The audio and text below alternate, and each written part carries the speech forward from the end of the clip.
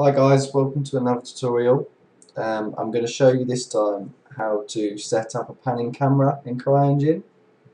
As you can see, I'm using the previous scene that I used before, and I've just added a few objects in there just to give the camera something to focus to. I'll show you how to add the camera and then how we animate the camera using the track view. So the first thing we need to do, guys, is come over to the right hand side to your roll up bar, and we need to open the miscellaneous tab, and then you'll see at the top right hand corner we have our camera. If we just click that, we've got a few settings you can play around with. We'll leave those for now. We'll just focus on the animating of the camera, and then come over to the scene, and then we can just pop that in there. If you get that where you want it, start, and then we'll move on. Okay, so all I've done is place the camera where I want it to go, and I'm just going to quickly show you how to switch the views so you can look through the camera. If you simply just select it, clicking on it, and then we come up here to your display tab, open that up, come down to where it says switch camera, and then if you just select selected camera object, and as you can see we're now in the view of the camera. You can tell that by the purple outline we get. Just where my mouse shows, so we know that we're in the camera view here. We'll be switching between the cameras quite often during the tutorial, just so that we can move the camera around and then check that what the camera sees is actually what we want. So just remember that step that I just showed you, going through the display options to switch between the camera and the default camera. Okay, so once you've got your camera in the scene and it's roughly where you want it to start, the next thing we need to do is open the track view, which is going to allow us to keyframe the camera and basically start the animation process, which is a lot like any other animation process. If you've done it before, it'll become really familiar straight away.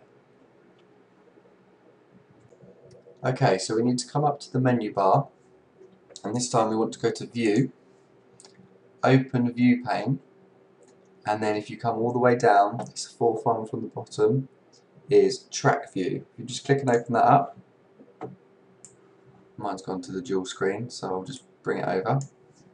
This is the window we're going to work with to keyframe the camera, so I'm just going to run through some of the setting up that we need to do before it will allow us to animate the camera. Okay, so once we've got our track view open, we need to come up to where it says sequence and nodes, and we need to add a new sequence. So it's just a film strip with a green plus, and that's going to allow us to add a new sequence. So just click there, and then it's going to ask you for a title of the sequence. So I'm just going to call mine tutorial, and click OK, and as you can see we've got our new project. The next thing you need to do is you need to make sure you've got the camera selected in the editor. Come back to the track view and just right click in the grey area, and we need to come down to add selected entities. I'll just run through a few of the sequence settings and preferences. As you can see, our timeline is only set to 10. To change this, we just need to go to the Edit Sequence tab. It's the blue one here. And as you can see, it brings up the sequence properties. You can play around with these. It's disabling the player and the sounds whilst you're in the camera view. And down here is the timing, so I'll start and end time. So they're the only things you really need to worry about right now. So again, you just set these up however you like, and then we'll move on to the animating of the camera. Okay, as you can see, I've just pinned the track view window down the bottom here just to make it a bit easier to move the camera around. So what we have to do is we have to start to keyframe this. So as like any program, I'm sure you're all aware, there is a keyframe button down here, or record button.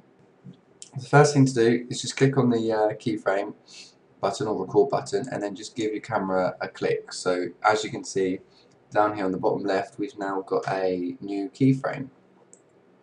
So as I said before, guys, just make sure you're switching between the two main displays that we're using here, just so you can get an overall view of how your animation's looking. As you can see, my quick test is slightly angled to the left, so I'd want to go back to my keyframes and adjust those.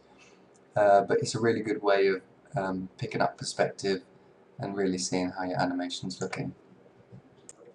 Another tip for you guys is it's just a keyboard shortcut. So if you click anywhere in the editor and hold shift and press space, as you can see it toggles your helpers, so the boxes for the groups and the camera track. This just really helps you to see how the animation looks as a whole. So I just remember that one, toggle between this view and the displays, and yeah, your animations will be looking good. So cheers for watching guys, I hope the tutorials helped you.